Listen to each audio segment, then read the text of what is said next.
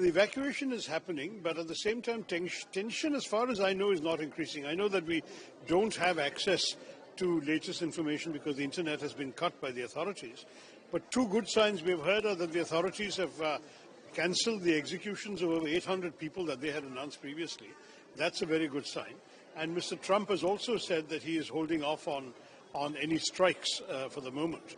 I think in some ways it's a hopeful sign that we will see a dialing down of tensions.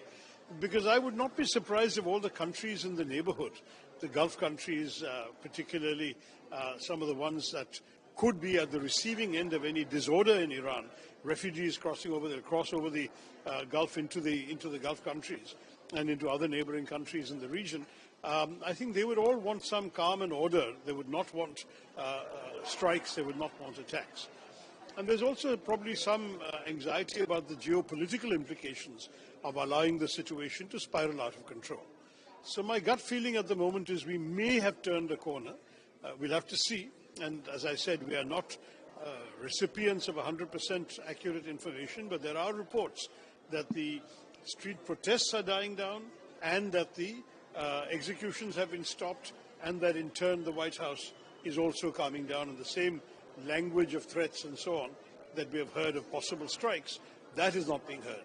So unless you are privy to new developments, I would not say that tensions are increasing. I would say that tensions are decreasing, and that is good for the people of Iran and for all of us. Well, look, the Gaza peace has now entered a so-called second phase, but unfortunately there are still continuing attacks. People are still dying in Gaza every day. There are headlines coming out of that. So it's not a peace for everyone yet. Secondly, we still don't have any accurate word about the progress in coming to the so-called disarmament of Hamas. Hamas has so far said they will not disarm, but they will hand over authority to a technocratic council. I think all I can say is we'll have to watch and wait. It's an extremely tense situation. It is by no means a normal, tranquil, peacetime situation yet. But let's hope we get there, because the people of Gaza have suffered enough.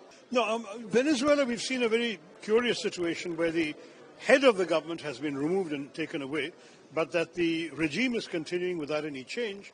All the ministers, the National Assembly, the government, the interim president is the former vice president, the security forces, everything is under control. So it is literally a decapitation, but not a change of regime. It's the same regime that's continuing.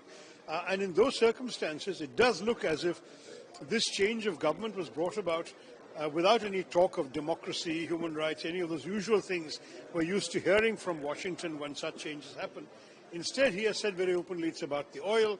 The only area that the Americans have asserted control over is Venezuelan oil and American oil companies and so on. We'll have to see how this plays out. We know that the Nobel Peace Laureate from Venezuela, who's a democracy activist, Maria Corina Machado, she was in the White House and she handed over her peace medal to Mr. Trump as a tribute, but there's also an implicit transaction there. Please try and help our side of the matter. He has made statements implying that he doesn't believe there is much support for that. But in due course, I think it's difficult to imagine that there can't be elections that are more free and fair in which everyone can participate with this kind of American overseeing of the Venezuelan process. So for the moment, it seems to be a minimal change only at the top, and with oil handed over to the Americans. In due course, we'll have to see where this heads. But it's certainly a very unusual situation. No one has ever seen anything like this in the recent history of the world.